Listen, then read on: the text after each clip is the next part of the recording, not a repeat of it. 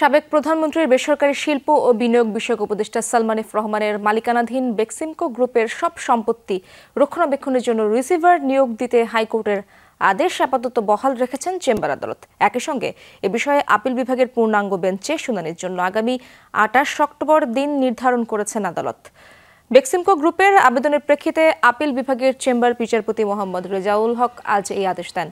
বাংলাদেশ ব্যাংকের আইনজীবী জানান, হাইকোর্টের আদেশ মোতাবেক রিসিভার নিয়োগের প্রক্রিয়া সহ অন্যান্য কার্যক্রম ইতোমধ্যে শুরু করেছে বাংলাদেশ ব্যাংক। আর রিটকারী আইনজীবী জানান, রিসিভার নিয়োগের ফলে গ্রুপের কর্মকর্তা কর্মচারীদের মধ্যে কোনো প্রভাব পড়বে না।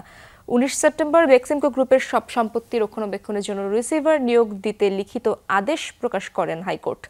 বাংলাদেশ ব্যাংকে এই নির্দেশ বাস্তবায়ন করতে বলা হয়েছে। একই সঙ্গে বেক্সিমকো গ্রুপের প্রতিষ্ঠানগুলোর কি পরিমাণ বকেয়া ঋণ রয়েছে তা জানাতে বাংলাদেশ ব্যাংকে কেন নির্দেশ দেওয়া হবে না তা জানতে চেয়ে রুল জারি করা হয়েছে।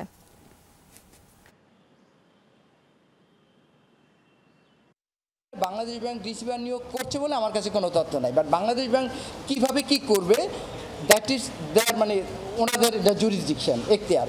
মহামান্য হাইকোর্টের আদেশ পরিপালনের জন্য বাংলাদেশ ব্যাংক সামগ্রিকভাবে প্রক্রিয়া শুরু করেছে এবং সে প্রক্রিয়া চলমান আছে। এই ব্যাংক অ্যাকাউন্ট থেকে তারা ইম্পোর্ট করবে, তাদের ইনগ্রিডিয়েন্টস যা লাগবে এই বেক্সিমকো ফার্মা রান করতে বা অন্যান্য যেই সমস্ত ওদের কর্পোরেশন আছে, কোম্পানি আছে, ওখান থেকে এলসি খুলুক, সবাই বেতন দিক। আমি অ্যাটাচমেন্ট অফ দ্য প্রপার্টি চেয়েছি, not attachment of the bank account.